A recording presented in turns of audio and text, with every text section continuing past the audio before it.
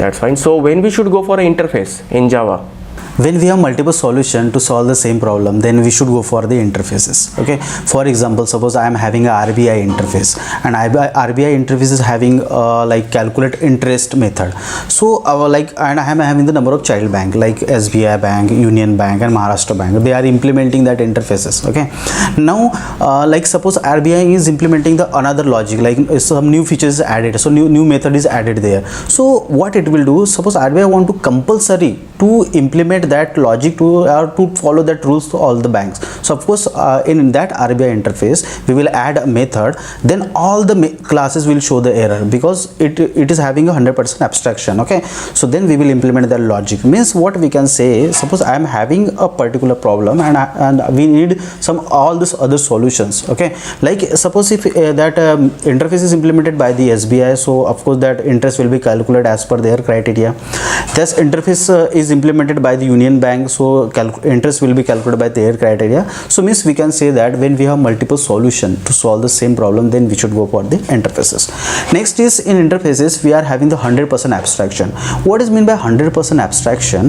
The 100% abstraction means suppose I am having 100 methods inside the interface, so we have to write all the logic inside the child class. So we have to create a child class, and then interface is having a whatever method, so they are not having any body, they are having the like just a declaration part. We have to implement that interface inside a class, and then we will implement that logic, we will write that logic. Okay, and suppose I am having 100 methods, I am writing the logic for the 90 methods, it will show the error. Means all body we have to declare inside a child class. Then we have another feature in interface, that is it's suppose the loose coupling in Java.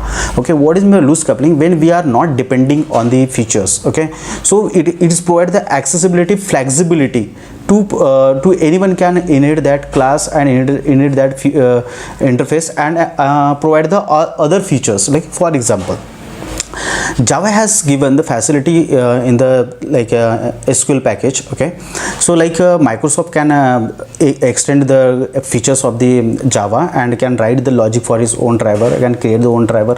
Oracle can extend that facilities, and Oracle can provide the driver solution for that Java. So means anyone can, other company can extend that properties and extend that classes and can provide the logic. So this is known as the loose coupling in Java.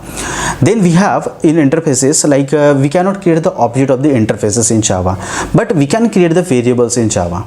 So suppose I am having any class, so I have to create the object of that class by using a new keyword. Then we will assign that reference to this instance variable. Then by using this instance variable, we will access the instance method, interface methods.